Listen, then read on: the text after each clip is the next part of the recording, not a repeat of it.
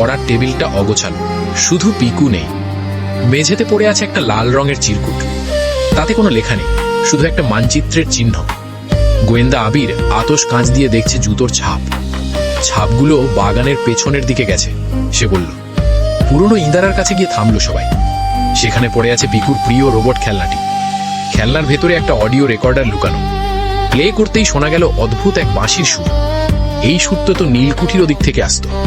কোনো দেরি না করে নীলকুঠির দিকে যাত্রা। কুঠির প্রতিটি ঘর ধুলোয় ধূসর। হঠাৎ দেয়ালে টাঙানো একটা বড় ছবির পেছনে শব্দ। ছবিটা সরাতেই বেরিয়ে এলো এক গোপন সুড়ঙ্গ। সুড়ঙ্গের ভেতরে মশাল জ্বালিয়ে প্রবেশ। অনেক নিচে একটা বড় হলঘর। সেখানে একটা খাঁচার ভেতরে চুপচাপ বসে পিকু। পিকুর হাতে একটা চাবি, যেটা সে সুড়ঙ্গের শুরুতেই কুড়িয়ে পেয়েছিল। বুদ্ধি খাটিয়ে নিজেই তালা খুলে বেরিয়ে এলো সে। রহস্যের সমাধান হলো, কিন্তু আসল অপরাধী অধরাই রয়ে গেল।